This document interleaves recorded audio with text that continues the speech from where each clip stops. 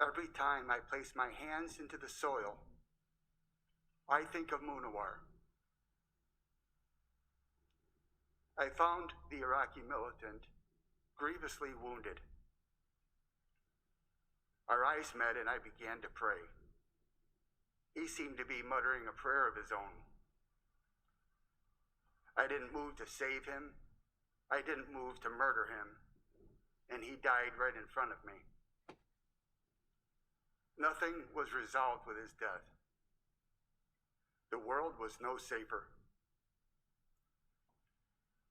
I'm a Navy hospital corpsman, and I'd done nothing to save him. My hesitation wasn't the cause of his death, but that wasn't the point. Sharing one's final moments is profound, and because he'd been detained at our facility, I asked my interpreter if I could know more about him. On my last day in Iraq, he handed me a manila envelope with all his unsent letters and those he'd received from his loved ones. The interpreter included Munawar's profile.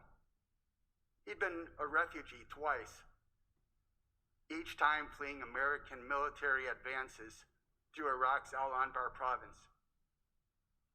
He'd lost his parents and sister in the crossfire, none of them combatants. Without a family, I wondered who would be notified of his death. Maybe nobody.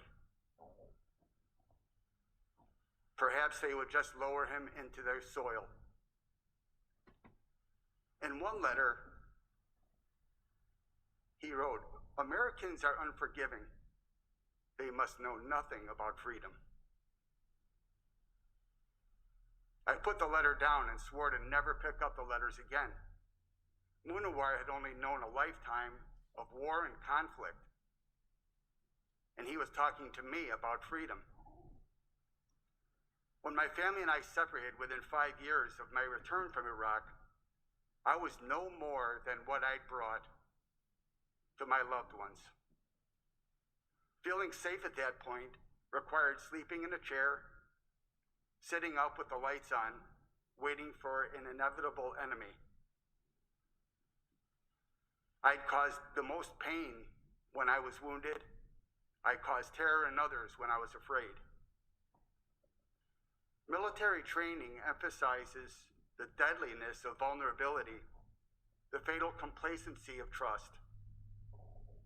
But suddenly my transition to my family depended on these very traits: vulnerability and trust. What I was living was not and is not freedom. On my darkest of days, I was ordered to see a therapist who focused on the letters the first time they were mentioned. The militant's dream, I found out, was to teach biology. This morning, I'll share 3 of his observations, pivotal to my quest for forgiveness. Munawar's first quote: "Foreign occupations act like an invasive plant species. Its roots set quickly and aggressively absorb water. They sprout quickly from the ground in bottomless need, depriving surrounding vegetation the necessary sunlight for life." I stopped reading. And promising myself to leave war in Iraq, I'd guaranteed bringing it home into my own living room. Could I share sunlight and life-sustaining water and nutrients with my family? Could I ask my loved ones, what can I share or give of myself to help you? His second quote: "Trauma is the ripping of a plant from the earth. The plant's roots, to save its own life, desperately burrow into the earth to extract nutrients and water. I'd chosen to expend every iota of my energy to deny the trauma. And in that choice, I became frozen in the moment. Words failed, and stories had no time and space. But in that isolation, there were no more illusions. What better time to re-examine my worth and value? When you're uprooted, upon what do you lean? Munawar's third quote: there are instances in nature where a poison and its antidote share roots. This not only proves that reconciliation is possible, but symbolizes it's often closer than we think. Sure enough, in South America, there are two trees, the Chechen and Chaka trees, and they balance two opposing forces. It's impossible for us to impose conflict upon others without destroying ourselves. Maybe my problems were rooted in an unwillingness to listen to other perspectives. We can ask, help me understand these convictions of yours. Why are they so important to you? Empathy and humility, two things I can control, open the door for my forgiveness. Finally, the quest for reconciliation is never over.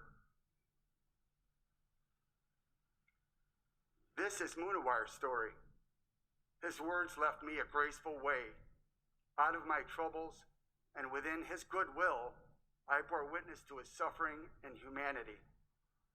And in that very moment, I became worthy of my own. And do you know what else he taught me? That the freedom we cherish and forgiveness are inseparable.